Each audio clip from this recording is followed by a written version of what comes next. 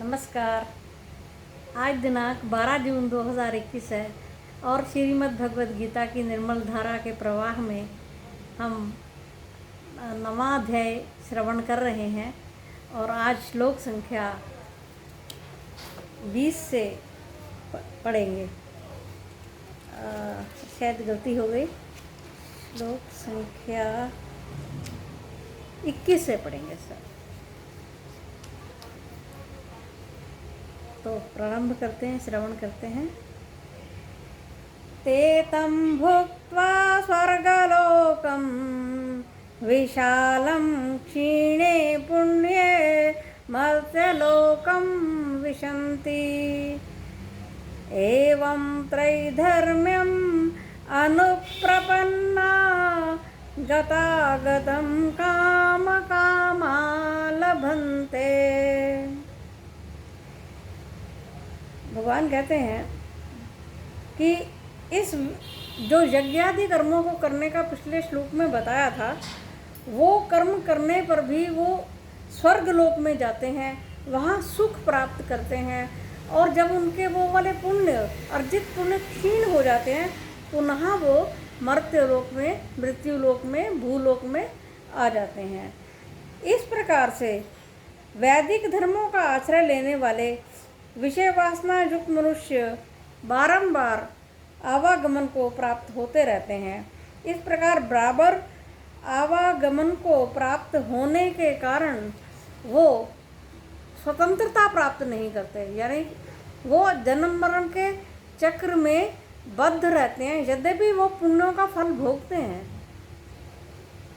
आगे भगवान कहते हैं, अनन्यश्चिन्तयन्तो माम् ये जनाः पर्युपासते तेषां नित्याभियुक्तानां योगक्षेमं वहाम्यहम्।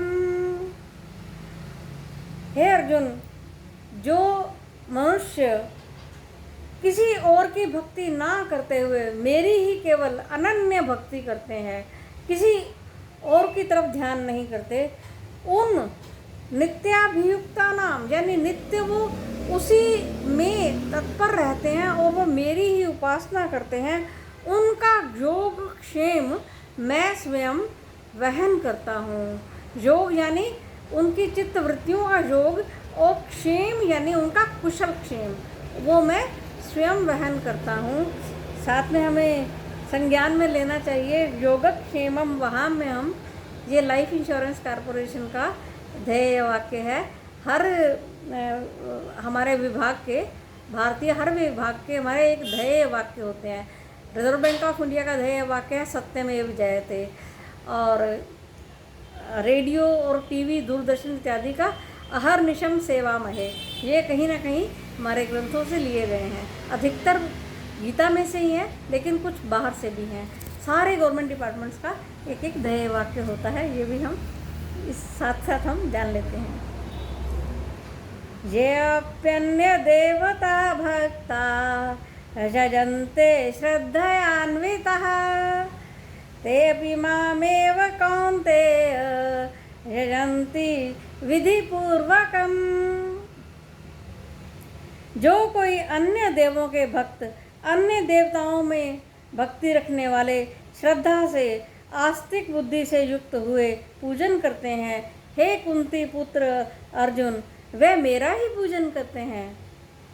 अविधि पूर्वक पूजन को अज्ञान कहते हैं, सो वे अज्ञान पूर्वक मेरा ही पूजन करते हैं, चाहे वो मुझे नहीं जानते। अहम ही सर्वयज्ञानां भोक्ता च प्रभुरेव च न तु मामभिजानन्ति तत्त्वेनाश्चन्ति वे।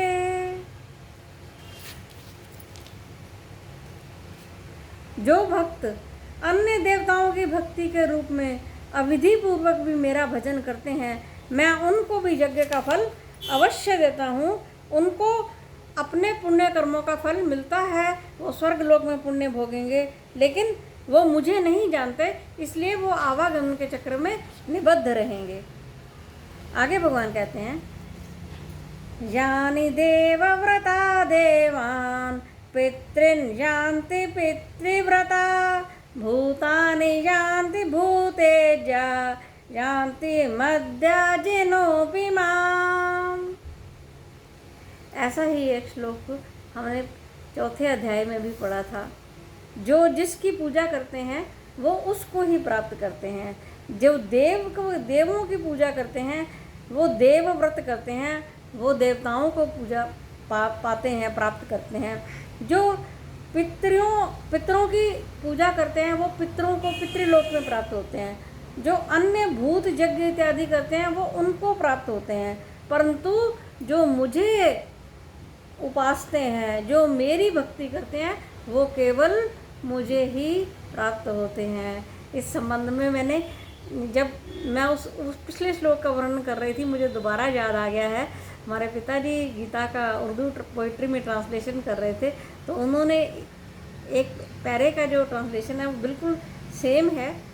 जो भूतों को पूजें वो भूतों को पाएं, जो देवों को पूजें वो देवों को पाएं। सनम के पुजारी सनम से मिले, हमारे परस्पर हमसे मिले, हमारे परस्पर हमसे मिले। ये हमारे पूजनीय पिताजी द्वारा उर्दू का ट्रांसलेशन, मुझे एक ही पैरा याद है। अध्याय 6 तक उन्होंने उर्दू पोइट्री का ट्रांसलेशन कर लिया था, उसके बाद उनकी देह नहीं रही। धन्यवाद आप सबका। हम बाकी कल पढ़ेंगे।